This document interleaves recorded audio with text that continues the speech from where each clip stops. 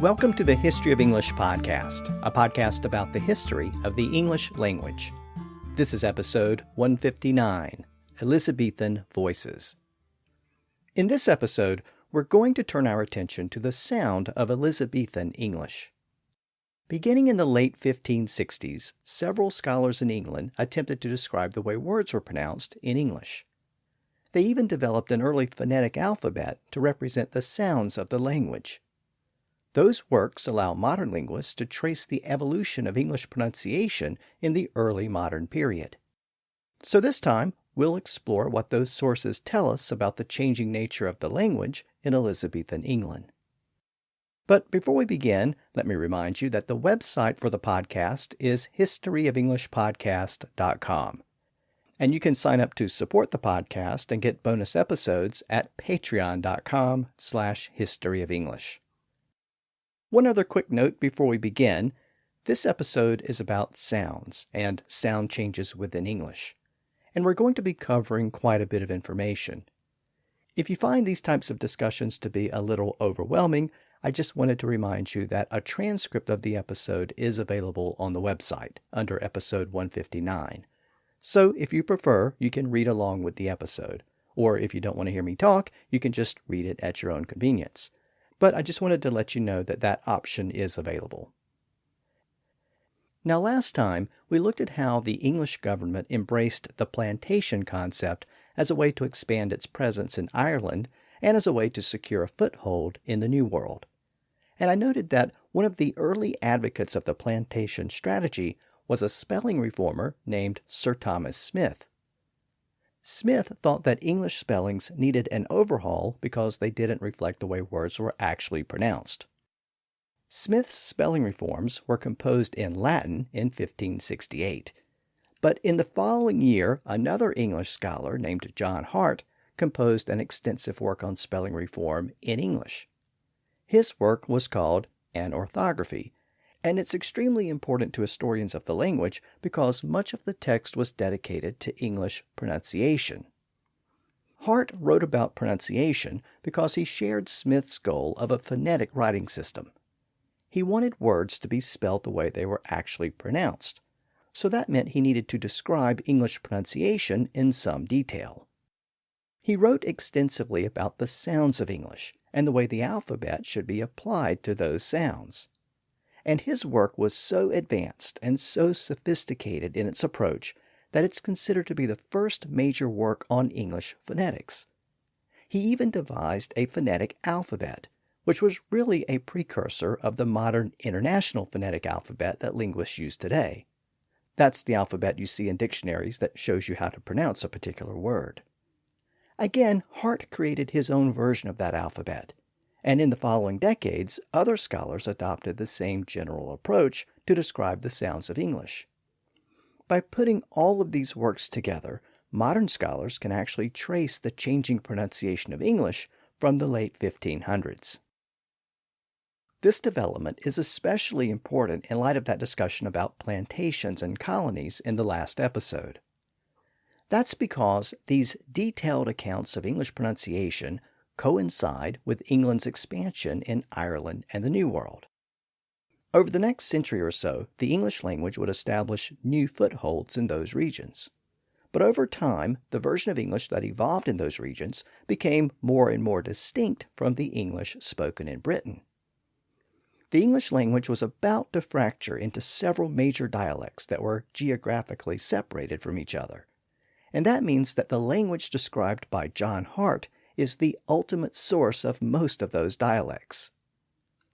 In recent years, there's been quite a bit of research and scholarship dedicated to the pronunciation used during the time of William Shakespeare, which of course is essentially the same language that John Hart described, just delayed by a couple of decades. That Shakespearean pronunciation is sometimes called original pronunciation, or OP for short. It refers to the original pronunciation that was used in Shakespeare's plays. There are even modern acting companies that present his plays using that original pronunciation. One of the leading experts in original pronunciation is Ben Crystal, an actor and son of the British linguist David Crystal, who was instrumental in reconstructing the sound of Shakespeare's plays. Ben teaches the OP accent to acting troupes around the world, and here's an example of his recreation of the opening speech of Shakespeare's play Richard III. Now is the winter of our discontent, made glorious summer by the sunny York, and all the clouds that lowered upon our house in the deep bosom of the ocean buried. Now our brows bound with victorious wreaths, our bruised arms hung up for monuments, our stern alarms changed to merry matins, our dreadful marches to delightful measures. Grim-visaged war hath smoothed his wrinkled front, and now, instead of mounting barbed steeds to fright the souls of fearful adversaries, a cape has nimbly in a lady's chamber to the lascivious pleasing of a love. Now, some people who hear that accent describe it as a blend of various modern English accents, including those of Ireland and North America, especially due to the prominent R sound in that accent. And that description actually makes sense if we consider that Elizabethan English was the common ancestor of those various accents.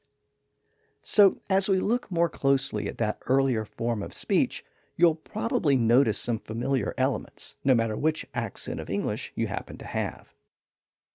Again, as I noted, much of our knowledge about Elizabethan pronunciation really begins with those early spelling reformers, like Sir Thomas Smith and John Hart, because they advocated for a phonetic spelling system.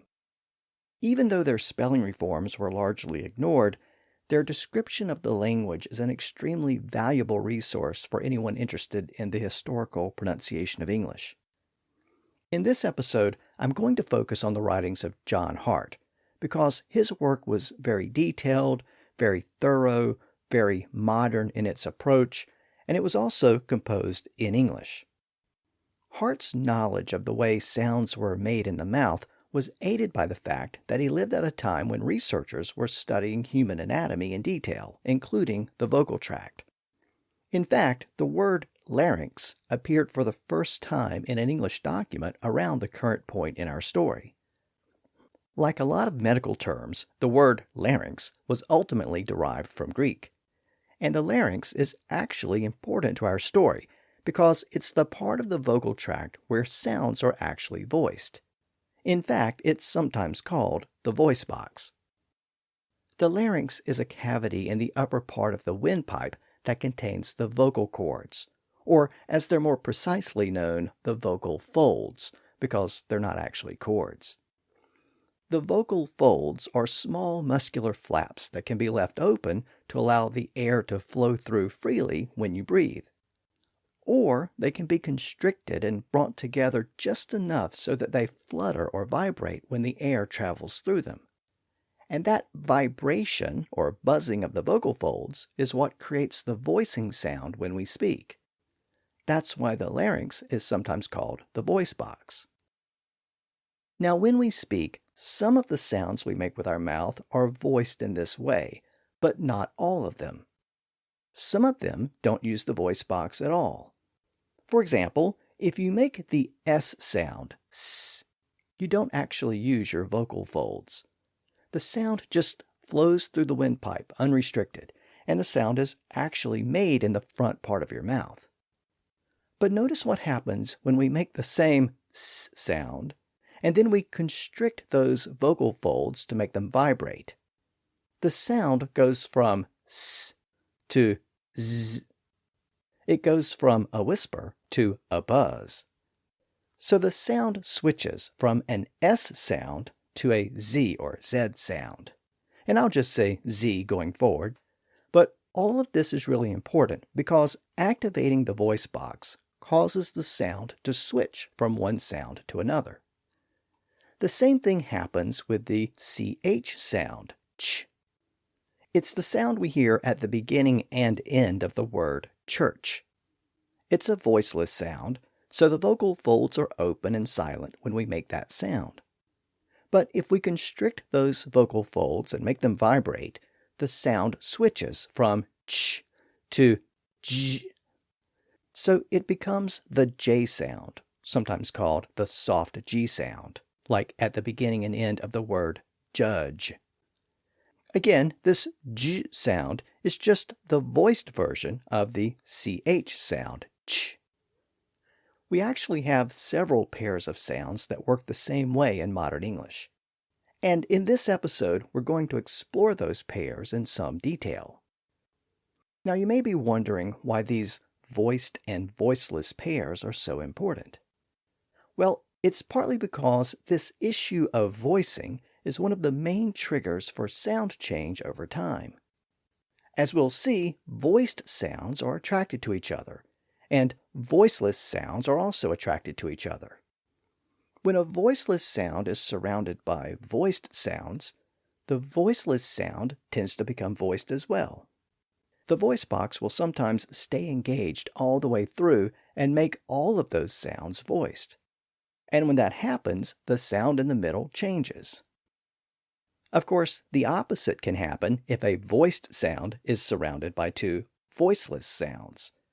In that environment, the voicing in the middle can get turned off. In this episode, we're going to see how that linguistic phenomenon shaped English during and after the Elizabethan period. The other reason why this issue of voicing is so important to our story is because that's how John Hart described the consonant sounds in his 1569 text called An Orthographie. Hart was one of the first English scholars to describe the voicing of consonant sounds in detail, and as he analyzed the sounds of English, he tended to deal with them as voiced and voiceless pairs. And I'm going to take the same approach in this episode, so you can see how this very simple idea shapes so much of the language we speak today. But before we go any further, let me note that I'm only going to focus on those voiced and voiceless pairs in this episode. All of the other consonant sounds and all of the vowel sounds are always voiced, so I'll deal with those sounds in future episodes.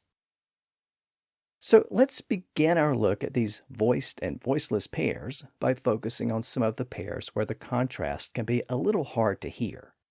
And let's start with the P sound, P, and the B sound, B. They're almost the same sound. Mechanically, we pronounce them in the exact same way, except for the fact that the vocal folds are left open and silent when we make the P sound, but they're narrowed and activated when we make the B sound. So, P is voiceless, and B is voiced. Pet, bet. Pad, bad. Pit, bit. Now that may be hard to hear because those two consonant sounds are pronounced very quickly before the vowel sound kicks in. And remember that vowel sounds are always voiced. So it can be difficult for the ear to detect whether that sound at the beginning is voiced or not. But if you were to take this episode, this MP3 file, and you were to slow it down in a media player so that the words were pronounced very slowly, you would probably notice the slightly delayed voicing in the words with the P sound, because the P is voiceless. And if you were to put the audio in a digital editing program where you can actually see the audio as waveforms, you would notice that the waveforms show a slight delay in the voicing of those words with the P sound. It only lasts for a few milliseconds, but it's there. Well, John Hart had a very good ear, and he also understood that the P and B sounds were distinguished only by the voicing of one of the sounds. So he discussed them together in his manuscript. But he didn't really have much to say about them because both letters have been remarkably stable over time.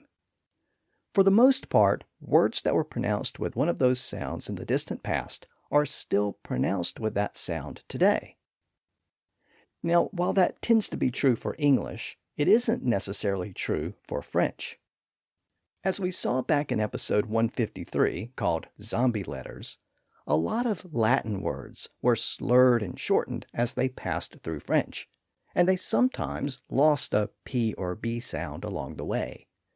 And some of those words then passed into English, where a letter P or B was added back into the words to reflect their original Latin pronunciation.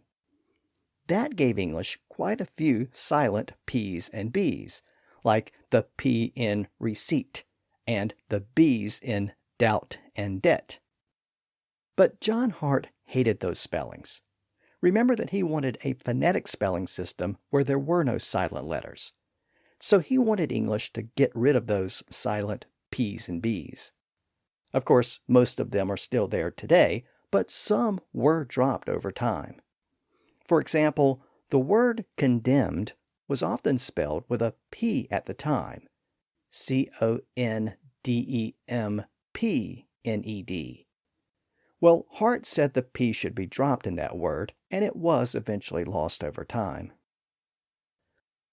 Now, there was one situation where a B sound was once very common in English, but it's disappeared over time. And that was at the end of words like dumb, lamb, climb, comb, and womb. Those are all Old English words that end in MB. And they end in MB because the B sound was once pronounced as doomb, lamb, climb, comb, and womb. English also inherited a lot of French words that were spelled in the same way, either because those words ended in a B sound or had ended in a B sound in the distant past. That included words like tomb, bomb, and succumb. The problem with all of those words is that many Middle English speakers found it difficult to pronounce that MB combination at the end of a word. The B sound was kind of awkward there, so they started to drop it. It appears that that B sound was starting to disappear at the end of those words as early as the 1300s. And by the Elizabethan period, it's believed that that B sound was mostly silent. John Hart seems to confirm that with his phonetic spelling system. He spelled the words lamb and limb without a B at the end. So that seems to confirm that the B was no longer being pronounced in those words. But we also have the spellings of that other spelling reformer, Sir Thomas Smith. And he included the B in his phonetic spelling of the word womb in his manuscript from around the same time as Hart's. So some speakers may have held on to that final B as a more traditional or conservative pronunciation.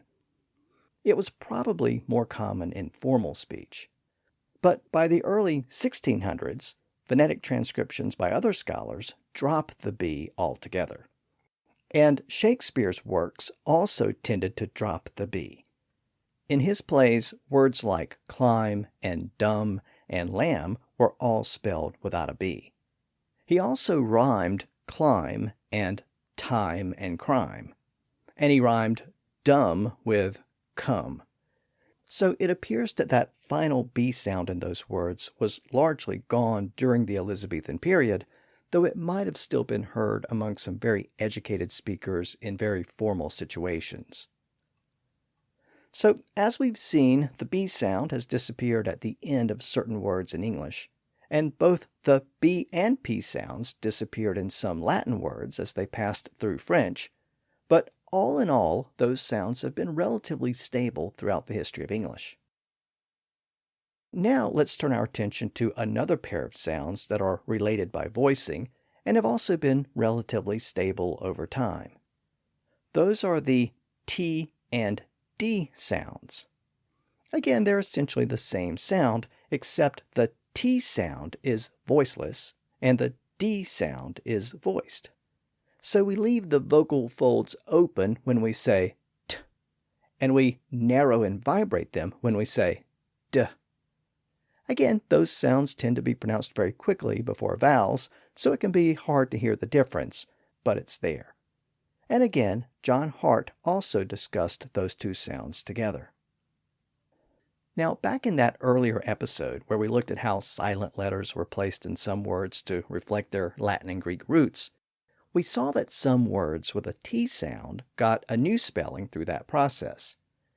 In some words that came from Greek, the T was changed to TH to reflect a specific sound that had existed in ancient Greek.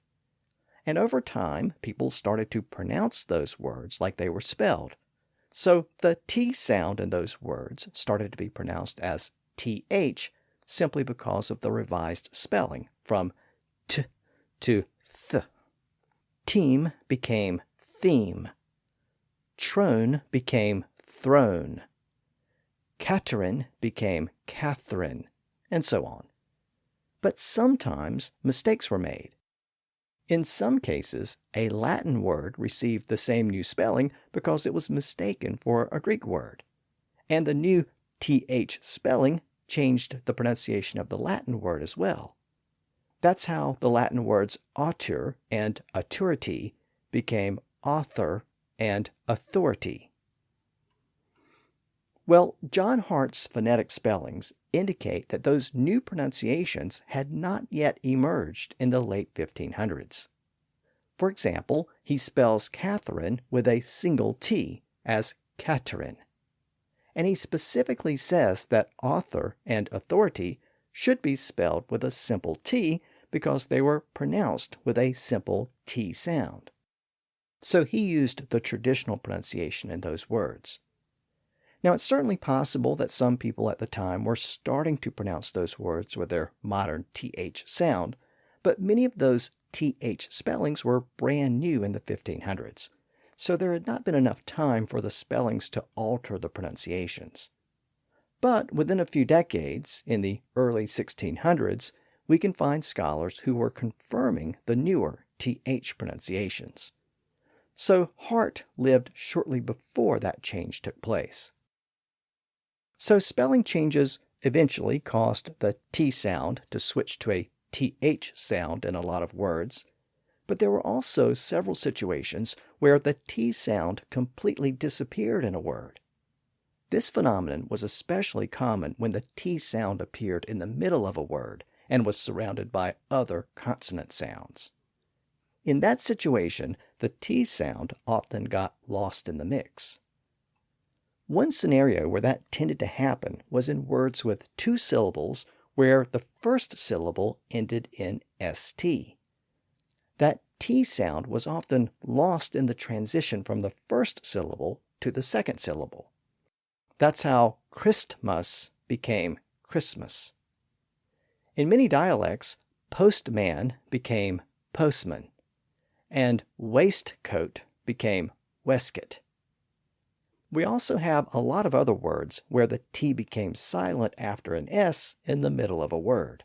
That includes words like apostle, bristle, castle, hustle, nestle, thistle, whistle, wrestle, fasten, hasten, listen, and moisten. Of course, all of those words are still spelled with a T, but it's almost always silent in standard English. Now, among the words I just mentioned, John Hart only used the word castle, but he spelled it phonetically as Kastl. So that indicates that the T was still being pronounced in some of those words in the Elizabethan period, at least in educated London speech. So he would have said castle instead of castle. Now, in most dialects, the T sound also disappeared in the middle of a word when it followed an F sound, like in the words often and soften. So again, those words are spelled with a T today, even though it's usually silent. The history of often is a little bit complicated. It began with the Old English word oft, which later acquired the en suffix. So it was presumably pronounced as often. By the Elizabethan period, some people pronounced the T and some people didn't. For example, John Hart included the T in his phonetic spelling of the word, but Queen Elizabeth usually dropped the T when she spelled the word in her various writings. So Hart apparently said often, and Elizabeth said often. By the 1700s, most sources suggest that the T was completely silent. But in the last century or so, it started to reappear in the pronunciation. So today, you may hear the word pronounced as often, presumably because there's still a T in the spelling. But again, that T had largely become silent until the past century or so. Now, in contemporary English, that T sound has continued to be unstable in the middle of words. For example, some English dialects will drop the T sound altogether in the middle of a word where it comes before a sound like un or n or on. So cotton becomes cotton, button becomes button, kitten becomes kitten, Latin becomes Latin, and so on. Now that's especially common in American English, and you may have noticed that I often use those pronunciations as well. Well, when we look at John Hart's writings, we can see that the T was routinely pronounced in words like that during the Elizabethan period. For example, he included the T in his phonetic spelling of the word Latin. Another development that is especially common in American English is the change of the T sound to a D sound in the middle of a word, especially when it's followed by an R sound or an L sound. So letter becomes letter, little becomes little, water becomes water, and so on. Now, I described that sound as a D sound, but linguists who study this type of thing actually say that it's a tap. The tongue just briefly touches the ridge behind the upper teeth.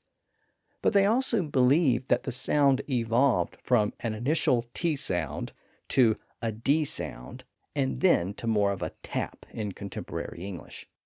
So something like letter to letter to letter.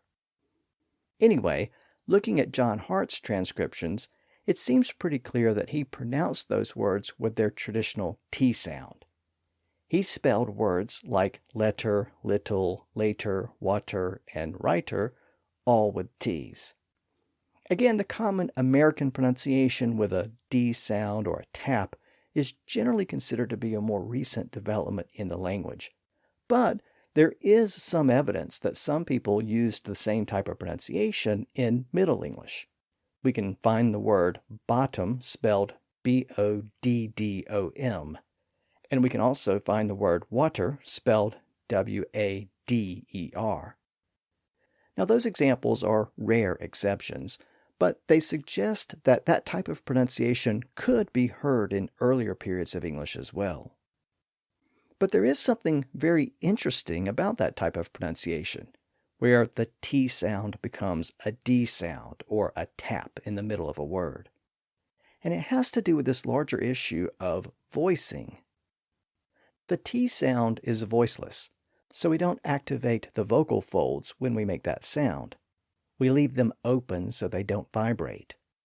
But when we pronounce the D sound, or that similar tap sound, it is voiced. We narrow the vocal folds a bit so that they vibrate and flutter when we make that sound.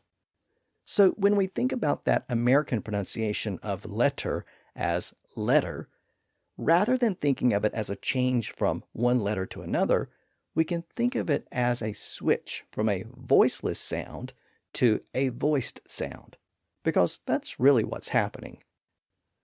So why would that sound in the middle become voiced? Well, in those types of words, that T sound in the middle has a vowel sound on each side, and vowel sounds are always voiced.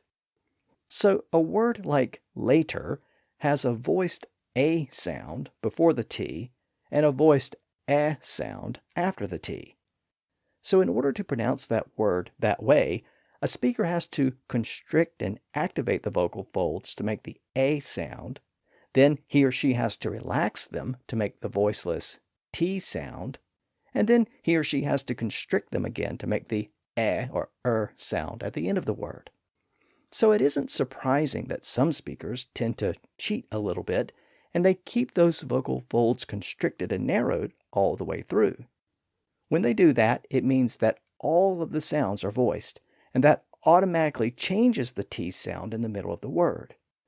So in that sense, the pronunciation of later as later can be seen as a natural development that occurs when all the sounds are voiced in that sequence. Well, if you've listened to the earlier episodes of the podcast, that description may ring a bell, because I described a very similar situation that occurred in the Old English period. That situation involved the F sound at the end of words like leaf and thief and wife. And it explained why that F sound switches to a V sound when those words are made plural, thereby becoming leaves, thieves, and wives. Now that's a very old development in the language, and it appears because the F and V sounds are another one of those voiceless and voiced pairs. Again, they're essentially the same sound, except that the F sound is voiceless and the V sound is voiced. And that's why it's easy for the F sound to become a V sound and vice versa. In the case of that specific change from wife to wives, it occurred because of the specific plural suffixes that were used in Old English. Unlike the simple S ending that we use today, the older plural suffixes were distinct syllables, like on and and as. So a word like wife, or weef as it was pronounced then, became weefus. And that meant that the voiceless F sound was located between two vowels, which, as we now know, are always voiced. So you have a voiced E followed by a voiceless F followed by a voiced A, weefus. So in that environment, it was natural to just let the vocal folds vibrate all the way through. That meant that the F became voiced, from F to V. And that produced the V sound in those plural forms that we still have today. Notice that words that were borrowed into English in later centuries don't usually make that change in the plural form. The French word chef becomes chefs, not chèvres. And the Arabic word giraffe becomes giraffes, not giraves. That further confirms that the F to V change took place during the Old English period, when that plural suffix was still a distinct syllable, and when it resulted in a vowel sound on both sides of the F. Now, in the examples we just looked at, we saw how a plural suffix added to a noun caused an F sound to switch to a V sound. Well, that same scenario also affected verbs, because verbs also had distinct verbal suffixes in Old English. Now, the details here aren't really essential. It's just important to know that the suffixes attached to verbs also tended to cause the final sound to be voiced, and in this case caused the F sound to switch to a V sound. So you might have a belief with an F sound at the end, but if you put that belief into action, you believe with a V sound at the end. You might have a life with an F sound, but if you put that life into action, you live with a V sound. Other examples include strife and strive, and thief and thieve. French had a similar phenomenon, and many French words were borrowed into English that worked the same way, like safe and save, and proof and prove. So, in summary, we have one thief, but two thieves who go thieving. Those plural suffixes and verbal suffixes were really the key to that sound change. Now, for the most part, English spelling has accounted for these old sound changes, and today we use the letter V to show that change. And John Hart also confirms that these same changes were in place in the Elizabethan period. He distinguished the sounds in the words belief and believe, and life and live, and safe and save. But I should note that those spelling distinctions were not always so clear. And that's because the Anglo-Saxons used the letter F for both sounds, both the F sound and the V sound. So they just thought of those two sounds as a single sound, or two slightly different ways of rendering the same sound. Now, that may seem a little weird, but it shouldn't, because we do the same thing today with the TH sound. As I've noted before, there are really two different TH sounds in modern English, even though we spell them both the same way. Again, one is voiced and one is voiceless. It's the difference between thy, as in thy kingdom come, and thigh, as in the muscle in the leg. Obviously, thy and thigh are distinct words with distinct pronunciations, but we spell both of them with a TH, and we tend to think of those initial sounds as the same sound, or slight variations of the same sound. Well, that's how the Anglo-Saxons thought about the f and v sounds, so they spelled them both with the same letter F. Well, that old spelling convention still lingers into modern English. Notice that the word of is spelled OF and not OV. That's the lingering influence of Old English. But interestingly, when we look at John Hart's transcriptions, we see that he spelled of both ways, suggesting that there was some variation in the pronunciation. A close look at his spellings shows that he usually used the voiced version of when it appeared before words that began with a voiced sound. And he usually used the voiceless version of when it appeared before words that began with a voiceless sound. So it seems that the pronunciation of the word of could vary in Elizabethan English, as either or of, depending on the sound that followed it. But by the middle of the following century, the transcriptions used by scholars show that it was always pronounced of, like today. By the way, the pronunciation of with an F sound still survives, in a way. It survives as the word off, O-F-F. Believe it or not, of and off were once the same word, but off became distinct over the course of the Middle English period and has retained an older F sound at the end. Now, a moment ago, I mentioned that we actually have two TH sounds in English, even though we don't really distinguish them in spelling. The difference depends on whether we constrict those vocal folds and voice the sound. So we have th and th. The first is the voiceless sound heard at the beginning of the word thank. The second is the voiced sound heard at the beginning of the word them.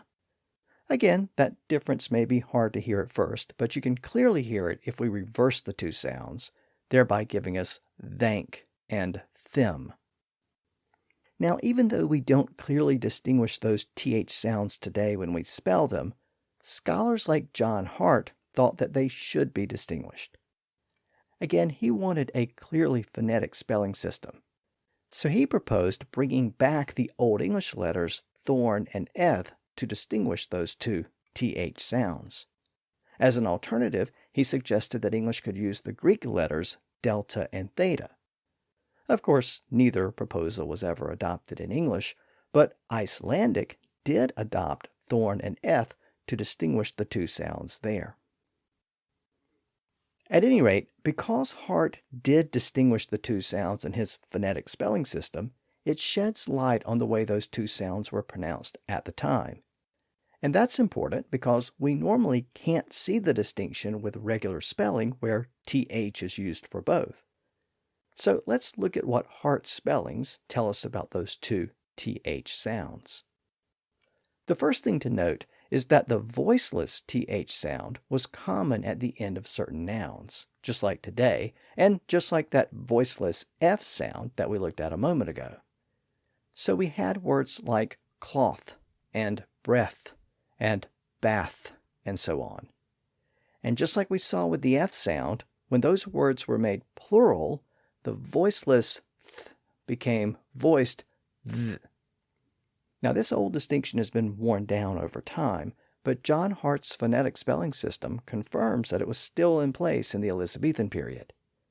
So he shows us that the Elizabethans had one breath, but several breathes, or breaths. He doesn't really give us any other clear examples, but we know that the plural of cloth is clothes, which shows the same distinction. By the way, it's really difficult to pronounce that voiced TH sound before an S. Clothes. It's very awkward, and that voiced TH sound tended to disappear in words like that. That's why many people today wear clothes, not clothes. They don't pronounce the TH sound in the word. In fact, that TH sound largely disappeared from the word clothes or clothes, but thanks to the TH in the spelling, it has started to reappear in English. So today, some people do pronounce that TH sound in the word, even though it's kind of hard to do that. Hart's spellings suggest that the Elizabethans would have had one bath, but several baths.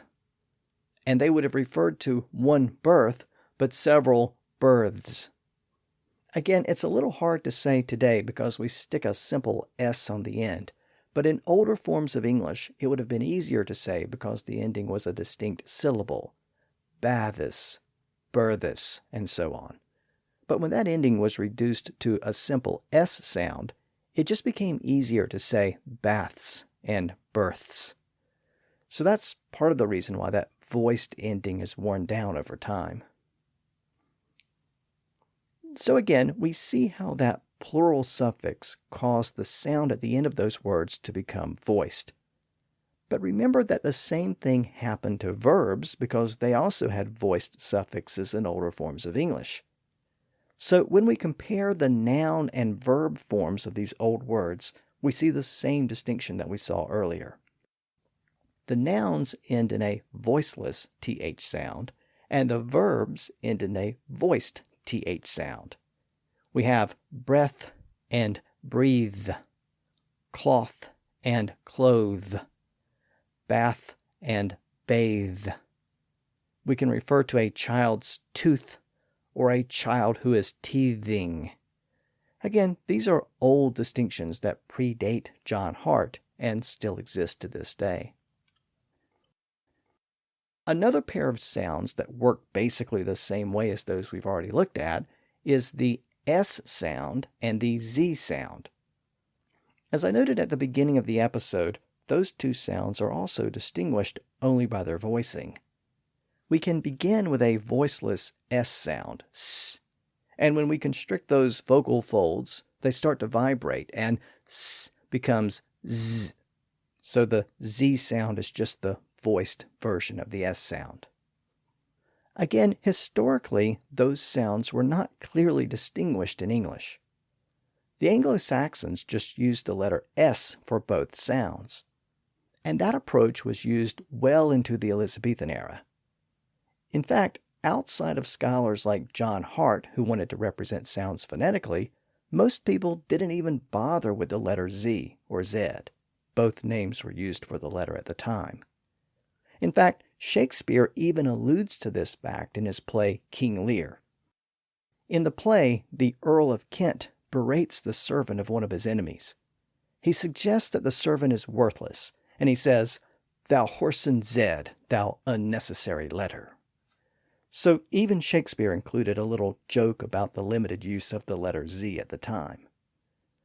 Even today, the letter Z has a limited use in English. We still tend to use the letter S for both the voiced Z sound and the voiceless S sound. Think about words like as, is, was, has, and his. They're some of the most common words in English. They're also very old words, and even though they're pronounced with a Z sound at the end, we spell them with an S. Interestingly, when we look at John Hart's transcriptions, we see more of a mixed bag. Words that have a consistent pronunciation today tend to vary in his writings. He spelled words like this and us with both an S and a Z, suggesting that people sometimes pronounce them as this and us, and sometimes pronounce them as this and us. Words like as and is and was were also spelled both ways, suggesting that they were sometimes pronounced like today and sometimes pronounced as as, is, and was. A closer look at his spellings shows that he tended to take the same general approach that I described earlier in regard to the F and V sounds. He used the voiceless S before words that began with voiceless sounds, and he used the voiced Z before words that began with voiced sounds. If that was the way Elizabethan English worked, it's changed over time because modern pronunciations don't tend to vary in that way. They're a bit more fixed. But as we look at modern English, we can see lots of examples where the letter S is pronounced with a Z sound when it's surrounded by vowels on each side, like easy, busy, visit, music, reason, dismal, and cousin. Again, we see how those vowels on each side tend to produce voicing all the way through the middle of the word. Again, we also see how the final S in some of these words became a voiced Z sound when a verbal suffix was added. So that gave us the distinction between choice and choose, abuse and abuse, use and use, close and close, refuse and refuse, advice and advise, peace and appease. And here's one you may have never noticed before: grass and graze. Graze is what animals do on grass. Now, John Hart confirms that these distinct pronunciations also existed in Elizabethan English. He spells abuse and use and close with an S, and abuse and use and close with a Z. But notice that we don't actually spell any of those words with the letter Z today. Choose, abuse, use, close, advise, they're all spelled with either an S or a C. We really limit the use of letter Z in English. Now, even today, the verbal suffixes we use tend to be influenced by voicing. In spelling, we add an S or ES to a verb to indicate present tense in third person. He jumps, she walks, and so on. And we add an ED to a verb to indicate past tense. He jumped, she walked. But something very interesting happens when we pronounce those words with those endings. The pronunciations actually vary depending on the final sound in the verb. You may not have noticed it because the spelling tends to mask it, but standard English follows the voicing at the end of those words. If the verb ends in a voiceless sound, like the P sound in jump, then the suffix is also voiceless, either an S sound or a T sound. So we say, he jumps with an S sound, and we say, he jumped with a T sound at the end.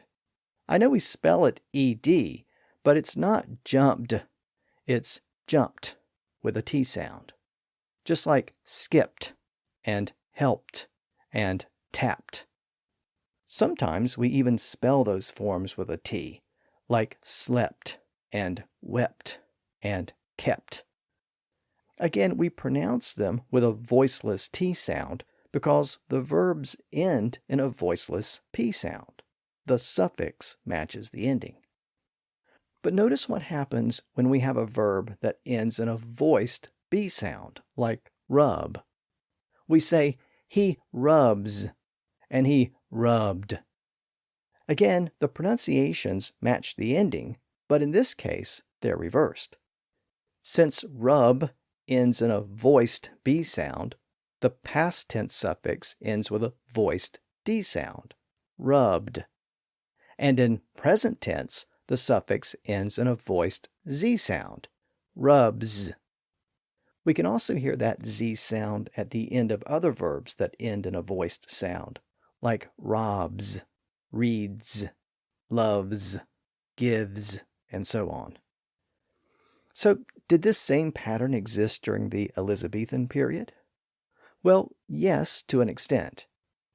Scholars think the modern system developed over the course of the Middle English and early Modern English periods as the grammatical suffixes became more regular and the voicing became more consistent. Unfortunately, John Hart's writings only provide us with limited evidence. He does show the use of the T pronunciation in past tense after a voiceless sound. For example, he has touched as the past tense of touch. And he specifically says that the past tense of miss is missed with a T, and the past tense of bless is blissed with a T. So all of that is consistent with the modern pronunciation rules. But there are inconsistencies, especially when it comes to the S ending. His final manuscript in 1570 is actually the most consistent in the way these suffixes are represented. Most scholars think the modern pronunciation rules were largely in place during the Elizabethan period, but there was still some variation. However, by the middle of the following century, the transcriptions provided by scholars show that the modern system was fully in place. Now, I should note that we can still find some variation between the S sound and the Z sound in modern English. If you eat a piece of pizza with a lot of pepperoni on it, you might describe it as greasy or as greasy. In American English, greasy is more common in the South and the Midwest. But again, that pronunciation isn't surprising because greasy has a voiceless S sound between the two voiced vowels, E, S, E. So in that environment, we would expect that some speakers would constrict and activate the vocal folds all the way through, thereby voicing the consonant in the middle. And in fact, that's exactly what we do with the word easy, E-A-S-Y. So here, some speakers do the same thing and convert greasy into greasy.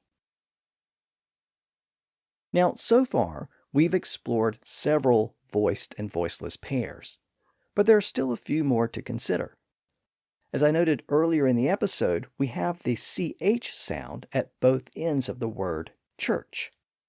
It's a voiceless sound, but if we constrict those vocal folds and make them vibrate, we can voice that sound, thereby converting it from ch to j. That's the J sound. So we might not think of those two sounds as being related, but they are. In modern English, we have two common ways of spelling that j sound. We can use the letter J or the letter G. The word judge has the sound at each end, the first spelled with a J and the second with a G. But interestingly, the letter J did not exist during the Elizabethan period. The letter J evolved out of the letter I, and it emerged as a distinct letter in the 1600s and 1700s. We'll look at that development in a future episode, but for now, in the Elizabethan era, it was common to use the letter I to represent that sound. The spelling with letter G was borrowed from French. That's the so-called soft G. Well, all of that posed a problem for John Hart, who wanted a specific letter for each sound in the language. He didn't have a letter J yet, and the letter I was obviously used as a vowel letter. And of course, the letter G was also used for the hard G sound, G. So he needed a unique way to represent the J sound. He came up with his own way to represent that sound, which is actually used by some linguists to this day. He used a D followed by that Old English letter yod, which looked sort of like a cursive Z. But other than that unique spelling, Hart didn't really have much to say about that J sound. I mainly mentioned it here because I wanted you to be aware that the letter J was still not in place yet. So let's turn our attention to another sound, the voiceless sound sh. That's probably the most appropriate voiceless sound because it's the sound we make when we want someone to be quiet. Shh. Of course, we spell that sound with the letter combination SH. But notice what happens when we voice that sound. Sh becomes zh. That's the sound we hear in words like genre and beige, and in the middle of words like vision and pleasure. You'll notice that we don't have a specific letter for that sound, and that's because it's really a brand new sound in the English language. It isn't clearly documented until the 1600s. Some scholars think it developed within English because it provided balance to the language. It gave the voiceless sh sound a voiced alternative. And as we've seen, voiceless sounds sometimes become voiced in certain situations. So it made sense for the language to have a zh sound to complement the sh sound. We can actually trace the development of this zh sound within English. It came from two different sources. The first was a natural development within English itself, and the other source was French. As I noted, there's no clear evidence of the zh sound during the Elizabethan period, so John Hart did not mention it in his writings. We don't really have any solid evidence of the sound in English until the 1640s, so I'll save a detailed discussion about that development for a future episode. However, Hart does give us an indication that the sound was starting to develop in the language during his lifetime. So let's just take a brief look at how this sound evolved. It appears that the sound evolved out of what was originally an S sound in certain words, especially words that ended in SION, like derision and occasion and vision. Originally, those words would have been pronounced like they were spelled. So, derision, occasion, and vision. As we've seen, the S sound is voiceless. But at some point, the S sound in those words started to become voiced. So it became a Z sound. So, derision, occasion, and vision. And then, in the 1600s, the sound continued to evolve into that voiced zh sound, derision, and occasion, and vision. The same basic development also occurred in the middle of some words, like the word pleasure, which evolved from plaisir to plaisir to pleasure. Now, John Hart didn't show that final development to the zh sound, but he did show that intermediate step with the Z sound, Z. He spelled the words occasion and pleasure with a Z, which reflects the first step in the change. Now, I should note that many other words ending in SION actually experienced a separate but parallel development. They developed a voiceless sh sound at the end, like nation and impression. And Hart spelled those words with a voiceless S. So Hart was already distinguishing those words with either a voiceless S or a voiced Z. And again, that voiceless S evolved into shun, and the voiced Z evolved into jeune. That zh sound is clearly documented in the 1600s, and after then, French words were borrowed into English with the same sound, like genre, prestige, camouflage, entourage, and sabotage. Those words apparently retained that zh sound in English because the same sound was being used in English by that point. Again, we'll look at those developments in more detail in a future episode. Now, we have one other voiced and voiceless pair of sounds that we need to consider in this episode, and those are the K and G sounds. Those are sounds that are made in the back of the mouth in the throat region. The K sound, K, is voiceless, but if we constrict the vocal folds and make them vibrate, the sound becomes voiced, and it switches from K to G. John Hart doesn't have much to say about those sounds, But there was an interesting development concerning those sounds during the Elizabethan period, and Hart's writings shed some light on what was happening. That development concerned the pronunciation of those two sounds before the letter N at the beginning of words. We still see the KN spelling at the beginning of words like knife and knee and knight, as in a knight in shining armor. The K was originally pronounced in those words, so they were pronounced more like knief, kne, and knicht. We find the same thing in words that begin with GN, like gnat and gnaw. Again, that G was originally pronounced. Of course, the K and G in those words are silent today. So when did those initial sounds disappear? Well, Hart didn't have any examples of words that begin with GN, but he did have the words know, K-N-O-W, and knowledge. And when he transcribed those words, he included the K at the beginning. So that implies that the K was still being pronounced before the N at that time. Last time, I mentioned that other spelling reformer, Sir Thomas Smith, and he also included the K in his phonetic spellings. Other scholars from the late 1500s and early 1600s also indicate that the K and G sounds were still being pronounced before the N. But William Shakespeare suggests the opposite in his works.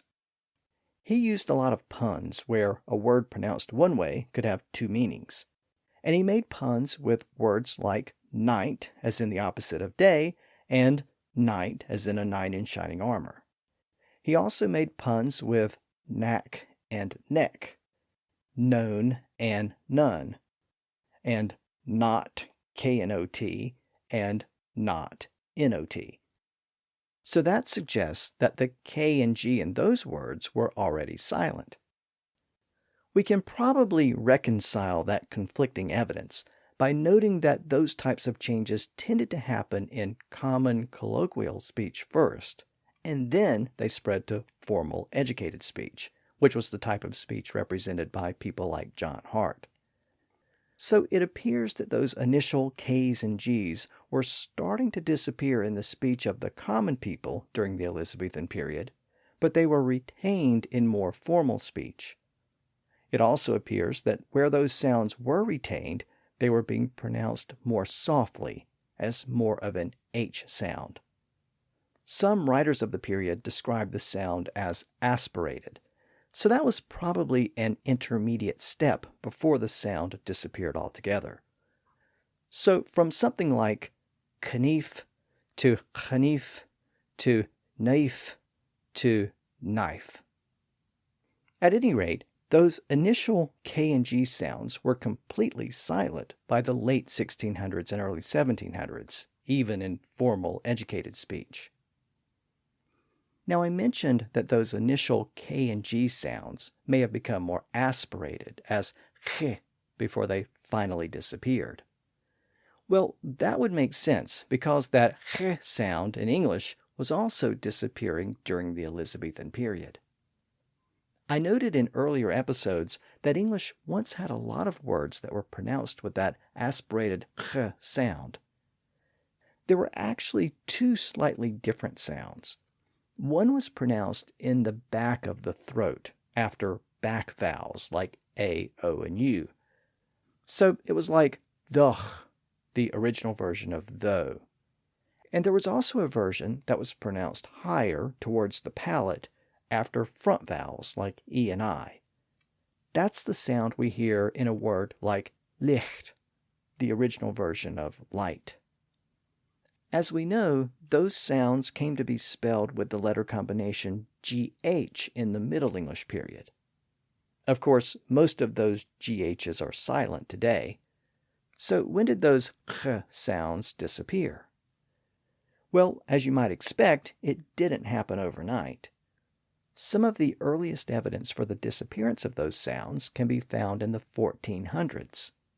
You might remember that I talked about the letters of the Paston family way back in episode 138.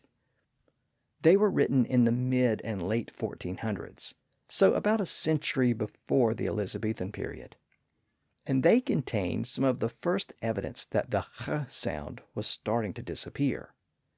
Several words in those letters were spelled without their normal GH, and without any other letter to represent that sound.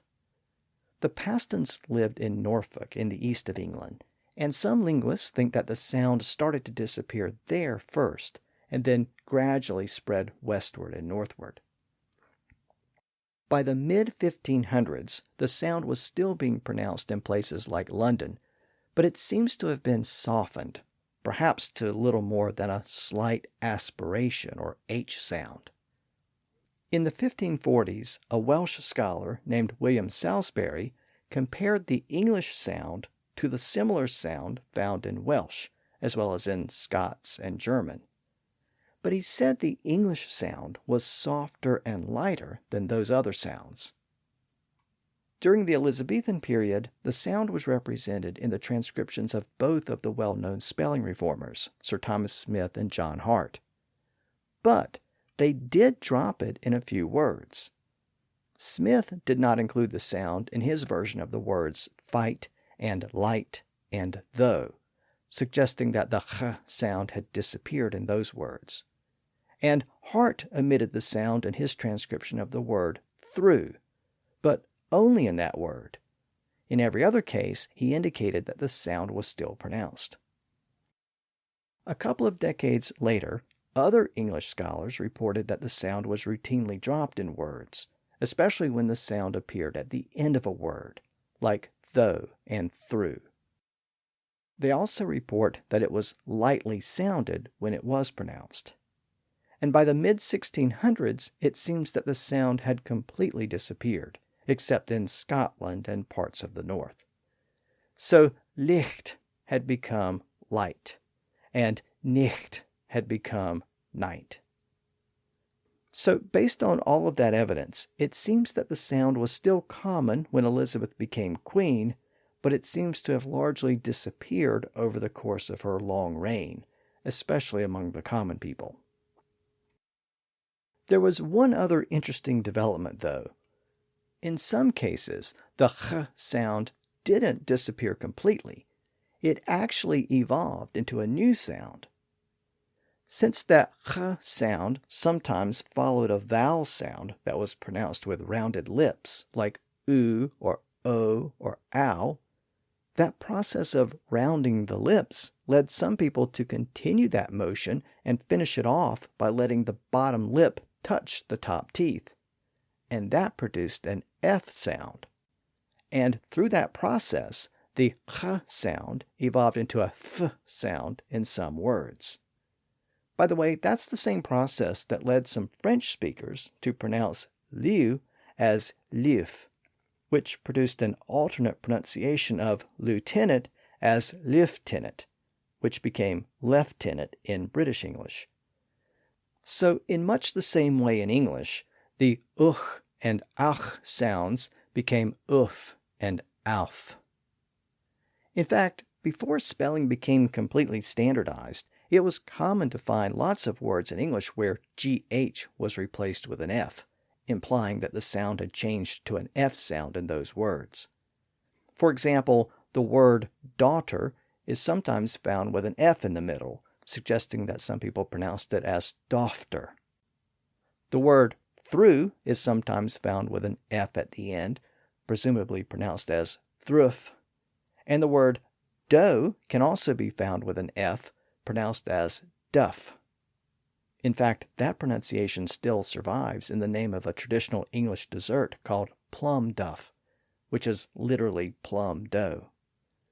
So there was a period when a lot of these words had many different pronunciations.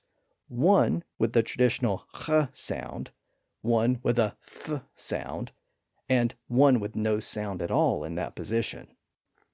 Those various pronunciations were sorted out over time, with some words like laugh, cough, tough, and enough retaining that F sound. But in most cases, the sound was lost altogether.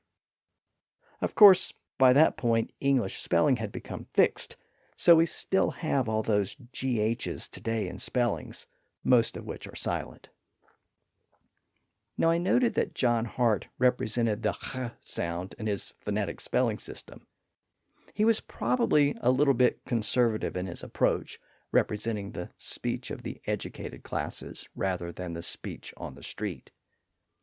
Now, you may be wondering how Hart represented that sound in his phonetic spelling system. After all, the letter G was used for the G sound, so it didn't really make sense to use it with the H to represent this ch sound. So instead, he just used the letter H.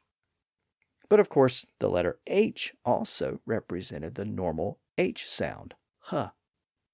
So why did he also use that letter for the ch sound?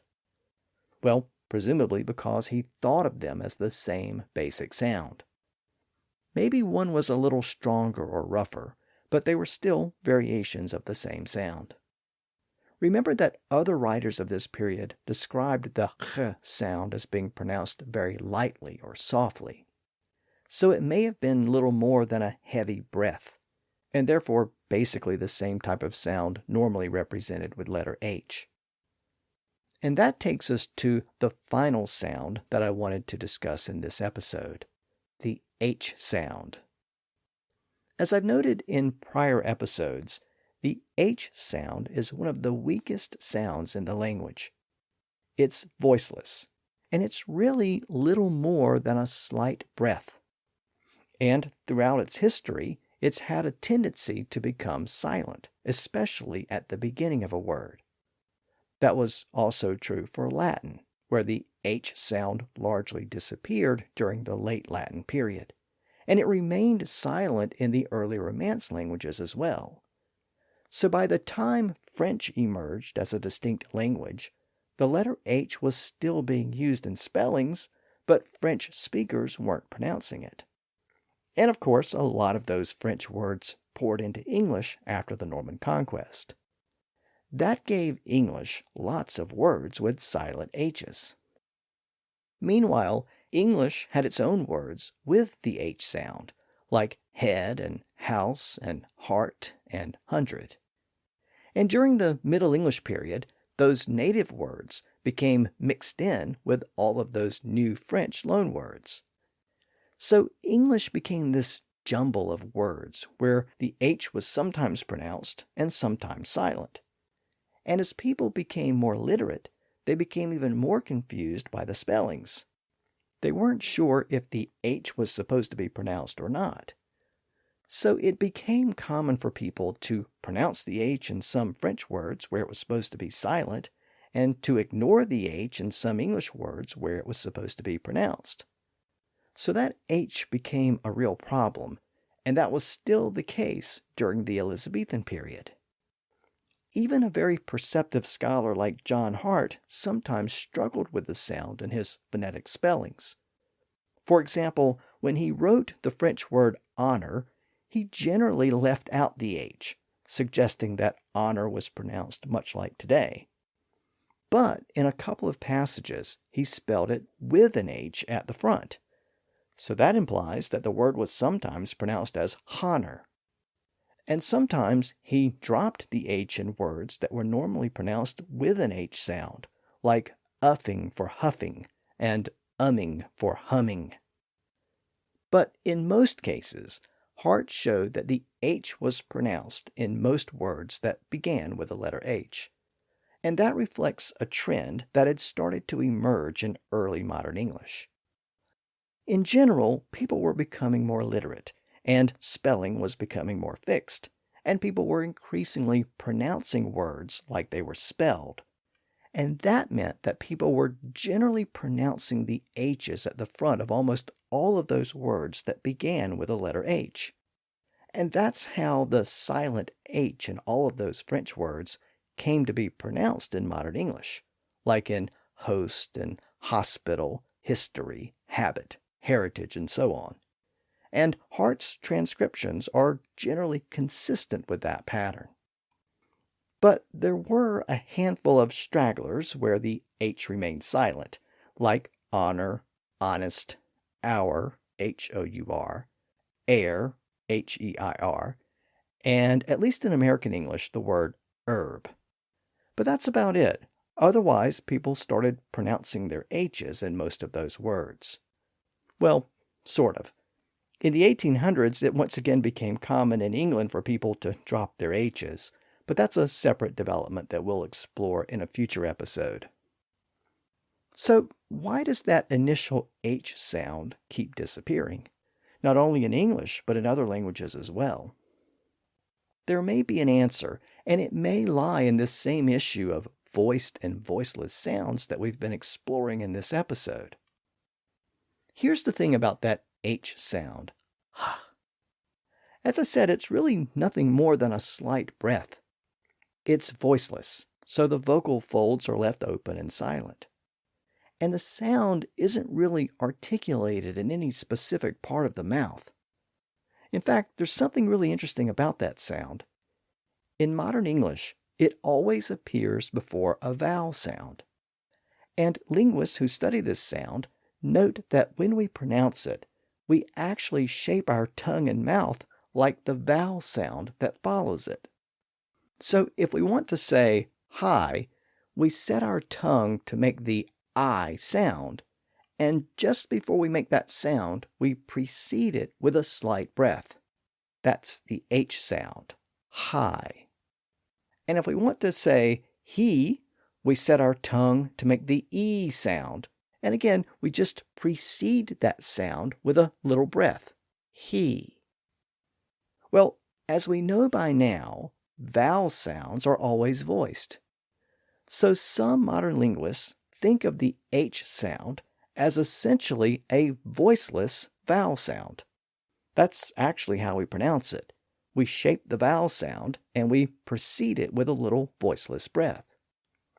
Well, we've seen throughout this episode that a voiceless sound next to a voiced sound will sometimes become voiced. All we have to do is just activate those vocal folds a few milliseconds early and the H sound becomes voiced. But here's the thing. If that H sound is nothing more than a voiceless vowel, then if we voice it, it literally becomes the vowel that follows it. That means it disappears. So if we look at it from that perspective, the H sound has a tendency to disappear at the front of words because it sometimes gets voiced, just like so many other sounds do in the course of normal speech. So with that final note about voicing, you're probably getting tired of my voice by now, so I'll wrap up on that note. Next time, we'll continue our look at Elizabethan English by focusing on some of the remaining consonant sounds, and we'll see what John Hart's writings tell us about those sounds as well. After that, we'll check on the status of the great vowel shift by looking at how the vowel sounds were evolving during this period. And with that, we should have a good foundation for the state of English prior to the time of William Shakespeare and prior to the spread of English around the world. And that will also allow us to trace how the language evolved in various regions between the Elizabethan period and today.